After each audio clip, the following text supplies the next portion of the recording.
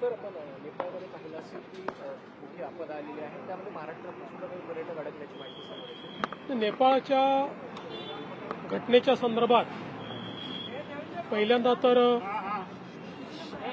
तिथे जे काही जी घटना घडलेली आहे त्यात जे लोक मृत झालेले आहेत त्यांच्या परिवाराच्या प्रती आपल्या संवेदना आहेत. आपले काही भारतीय लोक आणि विशेषतः महाराष्ट्रातले काही लोक देखील त्या ठिकाणी आहेत किंवा असण्याची शक्यता आहे. त्या पद्धतीनं संपर्क साधण्याचा प्रयत्न चाललेला आहे. आपले जे आपत्ती व्यवस्थापन मंत्री आहेत गिरीश महाजन यांना सातत्याने आपण त्या ठिकाणी संपर्कात ठेवलेला आहे. विशेषतः काही लोक जे त्याच्याही पलीकडे तिबेटमध्ये गेले होते किंवा काही पर्यटक गेले होते अशा लोकांशी काही संपर्क आपला झालेला आहे. माझं जे ऑफिस आहे त्यांना देखील मदत करताय. आम्ही MEAची देखील मदत त्या ठिकाणी घेतो आहोत आणि विशेषतः दिल्लीच्या माध्यमातून अशा पद्धतीनं मानसरोवर यात्रेच्या निमित्ताने किंवा इतर गोष्टींकरता जे गेलेले लोक आहेत त्यांच्याही करता नेपाळमधनं जो मार्ग आहे तर त्या ठिकाणी एक अवरोध निर्माण झालाय. तर तिथनंही त्यांना परत कसं आणायचं याचंही प्लॅनिंग आपण करतो आहोत आणि त्या संदर्भात सेंट्रल गव्हर्नमेंटशी आपलं बोलणं झालेलं आहे. त्यामुळे पूर्णपणे अलर्ट मोडवर आपण आहोत आणि कोणाचाही संपर्क झाला तर त्याला रेस्क्यू करायची तयारी आपण ठेवलेली आहे. गिरीश महाजनांनी आव्हान देखील केलेलं आहे की कोणाचे नातेवाईक असतील तर त्यांनी आम्हाला संपर्क साधला तर त्यांना आम्ही त्या ठिकाणी शोधून देऊ. त्यामुळे पूर्णपणे अलर्ट मोडवर आपण त्या ठिकाणी आहोत. अजून एक्झॅक्ट आकडा आलेला नाही. तो आल्यानंतर आपल्याला सांगण्यात येईल. सर, हिंदीमध्ये पूर्ण बैठक आयोजित करण्यात आलेली होती. भोर तालुक्यातल्या प्रकल्पाच्या संदर्भात जी काही एकूण परिस्थिती आहे, सत्ताधारी पक्षातले आमदार सुद्धा विरोधात आहेत किंवा आंदोलन करत आहेत, काय आज निर्णय झाला? मुळामध्ये जी काही ट्रान्समिशन लाईन आहे ग्रीन कॉरिडॉर म्हणजे जी काही आपली रिन्युएबल वीज आहे याचा जो कॉरिडॉर केंद्र सरकारच्या वतीनं होतोय तर त्याच्यामध्ये जो भोरमधनं जाणारा भाग आहे त्याच्यावर तिथल्या सर्वपक्षीय कमिटीचं ऑब्जेक्शन होतं. त्यांचं म्हणणं होतं की वेगवेगळ्या प्रकल्पाकरता भोरची जमीन आमची गेलेली आहे आणि आता पुन्हा या प्रकल्पाकरता जमीन आमची तुम्ही मागता आहात. त्यांच्याशी चर्चा केली. आम्ही देखील त्यांना हे समजावून सांगितलं की जवळपास 40% काम त्या ठिकाणी झालेलं आहे आणि पुणे हे एक असं आपलं शहर आहे किंवा पुण्याचा जो औद्योगिक जिल्हा आहे यामध्ये खूप मोठ्या प्रमाणात विजेची मागणी आहे आणि आपण जर सबस्टेशन्स तयार केले नाहीत तर मोठ्या प्रमाणात विजेचा तुटवडा देखील पडेल. आणि केवळ भोरमध्येच नाही तर त्यांना आम्ही दाखवलं की जवळपास पुण्याच्या सगळ्या तालुक्यांमध्ये सबस्टेशन्स चाललेले आहेत. तथापि त्यांची जी अडचणी आहेत त्या आम्ही समजून घेतल्यात. काय मार्ग काढता येईल, कमीत कमी नुकसान व्हावं या दृष्टीनं काय मार्ग काढता येईल याकरता जे आपले ट्रान्समिशनचे विक्रम कुमार आहेत ते आणि सेंट्रल गव्हर्नमेंटची लाईन असल्यामुळे सेंट्रल गव्हर्नमेंटचे अधिकारी असे त्यांच्यासोबत बसून आणि भविष्यात आपल्याला त्यातनं कसा मार्ग काढता येईल असा प्रयत्न करण्याचा आम्ही निर्णय घेतलाय. सोबत आम्ही त्यांना अपील देखील केलेली आहे की आपण अशा पद्धतीनं जो काही हा कॉरिडॉर आहे याला जर विरोध केला तर त्याचा पुण्याच्या ग्रोथवर परिणाम होईल आणि म्हणून आपणही थोडी मदत करावी आणि मधला मार्ग काढावा अशा पद्धतीचा प्रयत्न आहे. दिवसापासून MPSC वरून मोठा गदारोळ पाहायला मिळतोय. आधी तुमच्यासोबत सुनील गाढवेचा जो फोटो होता तो व्हायरल केला गेला आणि आरोप केला गेला की यामध्ये भाजपचा सुद्धा समावेश आहे. अभिमन्यू पवारांवरती आरोप झाले. आज सुनील गाढवे यांचे शरद पवार आणि रोहित पवारांसोबतचे सुद्धा फोटो भाजपकडनं करण्यात आले. बघा, पहिल्यांदा तर कोणीही असो आणि कुठल्याही पक्षाचा असो त्याच्यावर कारवाई झाली आणि होईलच. MPSCच्या संदर्भात पूर्ण परीक्षा पारदर्शीपणे झाल्या पाहिजेत हे शासनाचे मत आहे. खरं तर या परीक्षेमध्ये जो काही पोलीसचा रिपोर्ट आलेला आहे हा काही मास पेपर फुटलेला नाही. पर्टिक्युलरली एका व्यक्तीकडे तो पेपर गेलेला आहे. तथापि पारदर्शितेकरता MPSCने पूर्ण परीक्षा रद्द केली हे महत्वाचं आहे. आता याच्यामध्ये विशेषतः परीक्षेच्या संदर्भात रिफॉर्म्स करण्याकरता एक समिती आपण तयार केली आहे. MPSCलाही अंतर्गत रिफॉर्म्स करण्याची विनंती आपण केलेली आहे.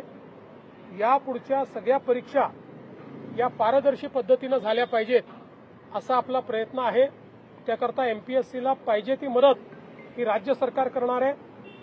परीक्षेमध्ये कुठलेही गैरप्रकार होऊ नये म्हणून जी कमिटी केली आहे ती कमिटी आता सगळ्या विभाग स्तरांवर जाऊन विद्यार्थी, शिक्षक आणि यातले जेवढे स्टेक होल्डर्स आहेत त्यांच्याशी चर्चा करून एक फुलप्रूफ अशा प्रकारची पद्धत आपण तयार करणार आहोत की ज्याच्यातनं भविष्यातल्या परीक्षा या चांगल्या झाल्या पाहिजेत. हा आपला निश्चितपणे या ठिकाणी प्रयत्न आहे. पण हे होत असताना काही लोक केवळ याच्यावर जो काही राजकारण करण्याचा प्रयत्न करतायत ते देखील योग्य नाहीये. खरं म्हणजे नवनाथ बन यांनी हा नेमका कोणाचा कार्यकर्ता आहे हे अनेक फोटोंसहित दाखवून दिलेलं आहे. त्याची पार्श्वभूमी आता सगळ्यांना माहिती आहे.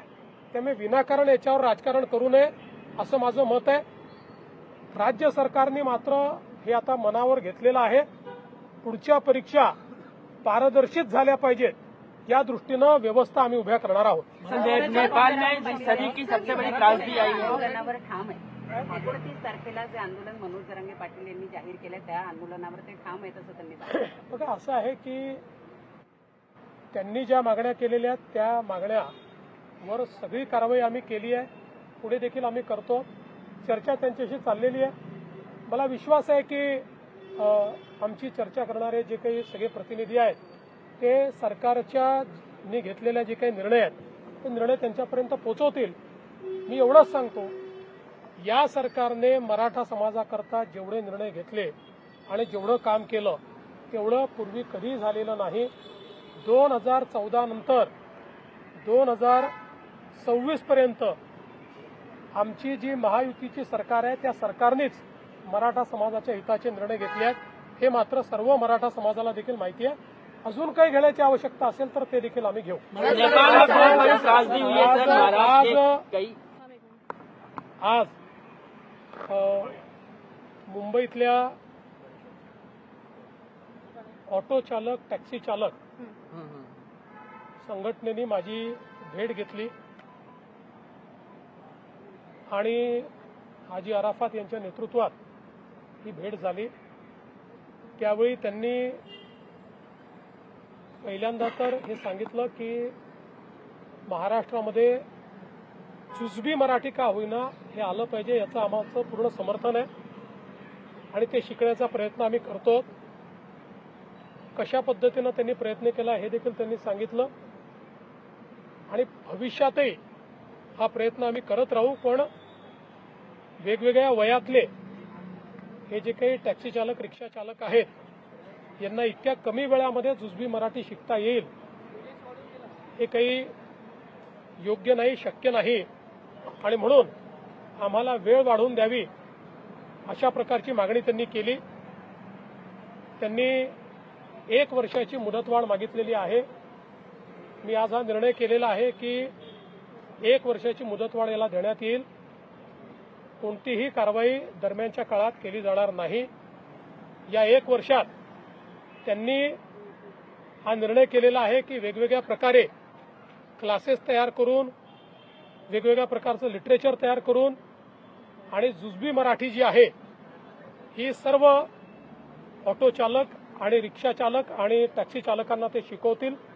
त्यामुळे ते जर स्वतःहून समोर आलेले आहेत तर त्यांना वेळ देणं हे गरजेचं होतं आणि म्हणून हा निर्णय राज्य सरकारने घेतलेला आहे. गैर मराठी रिक्शा चालक और ऑटो चालकों को जो है आपने 1 वर्ष का समय दिया है, क्या निर्णय लिया गया सर, बताएं विस्तार से. देखिए, आज ऑटो चालक और रिक्शा चालक और हमारे टैक्सी चालक संगठन के लोग मुझे मिले. उन्होंने पहले तो इस बात का समर्थन किया है कि मुंबई में काम चलाऊ मराठी उनको सीखनी चाहिए. वो सब सीखना चाहते हैं, उनका पूरा उसको समर्थन है. लेकिन साथ साथ उन्होंने ये कहा कि अलग अलग उम्र के लोग इस व्यवसाय में हैं. कई लोगों ने पढ़ाई बहुत पहले छोड़ दी है, इसलिए इतने कम समय में इसको सीखना उनके लिए कठिन है. उन्होंने एक बहुत बृहद प्लान तैयार किया है काम चलाओ मराठी सिखाने का और उन्होंने ये मांग की कि इसके लिए 1 साल का समय उनको दिया जाए. राज्य सरकार ने उनकी बात को माना है. 1 साल का समय उनको दिया जा रहा है. इस 1 साल में कोई कार्रवाई नहीं की जाएगी. उनको मदद करके अलग अलग प्रकार से क्लासेस तैयार करके, लिटरेचर तैयार करके काम चलाओ मराठी जो है वो उनको सिखाने का काम ये निश्चित रूप से किया जाएगा। नेपाल में जो ट्रेजेडी हुई है, हम सभी की प्रार्थना और संवेदना नेपाल के नागरिकों के साथ और वहां पर अलग अलग जगह से गए टूरिस्टों के साथ है। जो क्षति हुई है उसके प्रति भी हमारी संवेदनाएं हैं। महाराष्ट्र के भी कुछ लोग वहां पर हैं, कुछ लोगों से संपर्क हो रहा है। हमने ये प्रयास किया है कि किसी के भी रिश्तेदार अगर वहां है तो वो हमसे संपर्क करे। हमारा जो आपत्ति व्यवस्थापन विभाग है, इस विभाग ने इस बारे में पूरी तरीके से कार्रवाई शुरू की है। उन सबको यहां पर हम लाएंगे, वहां पर भी जो भी मदद उनको चाहिए वो मदद हम देंगे। भारत सरकार के साथ, मिनिस्ट्री ऑफ एक्सटर्नल अफेयर्स के साथ हमारी बातचीत हुई है, वो पूरी तरीके से मदद कर रहे हैं। कुछ लोग अलग अलग जगह पर गए हुए हैं जो नेपाल के रास्ते वापस आना चाहते हैं, उनको भी मदद हम लोग निश्चित रूप से करेंगे। और इसमें एकदम अलर्ट मोड पर महाराष्ट्र सरकार है। सर ते गणेश उत्सव एमपीएससी गणेश उत्सवाच्या संदर्भात समन्वय समितीसोबत आज बैठक झालेली आहे।